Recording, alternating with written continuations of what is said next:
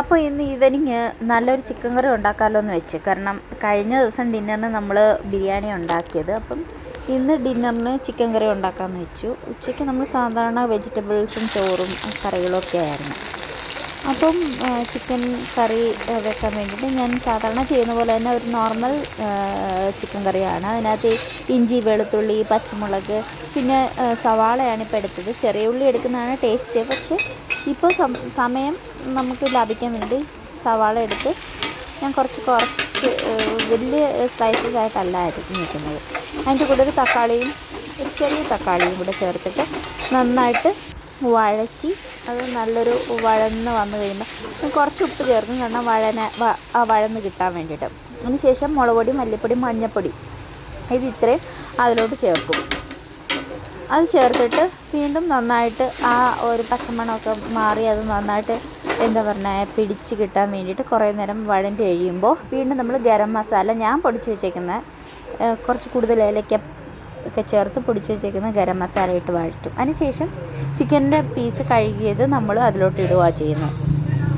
Normal chicken കറി ആയതുകൊണ്ട് തന്നെ വലിയ ആർഭാടങ്ങളൊന്നുമില്ല. ജസ്റ്റ് ഇടുക, വീണ്ടും അത് ചേർത്ത് യോജിപ്പിക്കുക നന്നായിട്ട്. പിന്നെ അതിനെ നമ്മൾ കുക്ക് ചെയ്യാൻ വേണ്ടിയിട്ട് അടച്ച് വെച്ച് നമ്മൾ കുറച്ച് നേരം ഒന്ന് അടച്ച് വെക്കുമ്പോൾ ഈ ചിക്കനിലുള്ള ഒരു ചെറിയൊരു വെള്ളമയം കൂടെ വരും. നമ്മൾ ഇതുവരെ അതിനകത്ത് വെള്ളമൊന്നും വെച്ചിട്ടില്ല. പിന്നെ ഞാൻ ചെയ്യുന്നതെന്ന് പറഞ്ഞാൽ നമുക്കത് ചിക്കൻ വേകണമല്ലോ. അപ്പം നമ്മൾ കുക്കറിലൊന്നുമല്ല വേവിക്കാത്തത് കൊണ്ട് ഞാൻ നന്നായിട്ട് തിളപ്പിച്ച വെള്ളം 1 ഗ്ലാസ് 2 ഗ്ലാസ് എത്രയാണെന്ന് വെച്ചാൽ അതനുസരിച്ച് ഒഴിച്ച് യോജിപ്പിച്ചിട്ട് അത് നമ്മൾ അടച്ച് വെക്കും. സോ അപ്പോൾ നന്നായിട്ട് ബോയിൽഡ് വാട്ടർ ആകുമ്പോഴത്തേക്ക് ആ ഒരു പച്ച ചുവയൊന്നും ഉണ്ടാകത്തില്ലല്ലോ. അപ്പോൾ അതുകൊണ്ട് ഞാൻ നന്നായിട്ട് തിളപ്പിച്ച വെള്ളമാണ് ഒഴിക്കാറ്. അതങ്ങനെ ചേർത്ത് വെച്ചതിന് ശേഷം അടച്ച് വയ്ക്കും. അടച്ച് വെച്ച് ആ ഒരു വെള്ളമൊക്കെ വറ്റുന്നോളം വരെ അതിരുന്ന് ഒരുപാട് വലിയ ഫ്ലെയിമല്ല, കുറച്ച് മീഡിയം ഫ്ലെയിമിലിരുന്ന് വേകും. അതിന് ശേഷം തുറന്ന് നോക്കുമ്പോൾ ഇതേപോലെ നമുക്ക് നന്നായിട്ട് തിളയ്ക്കുന്ന കാണാം. നന്നായിട്ട് തിളച്ച് ആ ഒരു ആ എണ്ണമയമൊക്കെ മേളിങ്ങനെ പാട ചുടുന്ന പോലെ അത് വരണം. പാട കിട്ടുന്ന പോലെ അത് തിളച്ചുകൊണ്ടിരിക്കും. അതിനുശേഷം ഇത്രയൊക്കെ കുക്ക് ചെയ്തല്ലെന്ന് വെച്ചിട്ട് ഓറഞ്ച് ജ്യൂസ് പിഴിഞ്ഞ് പഞ്ചസാരയൊക്കെ ചേർത്ത് ഫ്രിഡ്ജ് വെച്ചിട്ട് അത് ഞാൻ ഇടയ്ക്കൊന്ന് കുടിക്കുകയാണ്.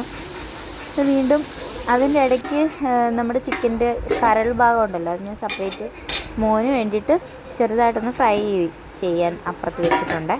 കണ്ടോ, ഇപ്പം കണ്ടില്ലേ, എല്ലാം നന്നായിട്ട് പിടിച്ചിട്ട് എണ്ണയൊക്കെ മേടി തിളഞ്ഞിട്ട് നമുക്ക് ഇളക്കി നോക്കിയാൽ പറയാം നമ്മുടെ ഉള്ളി സവാളയൊക്കെ അതുപോലെയല്ല, നന്നായിട്ട് വഴണ്ട് അത് അതിൽ ചേർന്നിരിക്കുക.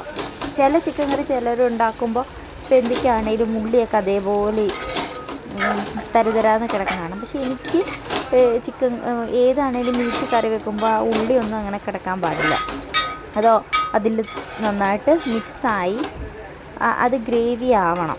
നമ്മളിപ്പോൾ ചോറിലൊക്കെ ഇട്ട് പുരട്ടുമ്പോൾ ഉണ്ടല്ലോ ആ ഒരു റോ ഉള്ളി കിട്ടാൻ പാടില്ല. അതിനകത്ത് കിടന്ന് വെന്ത് അങ്ങനെ ഇരിക്കണം.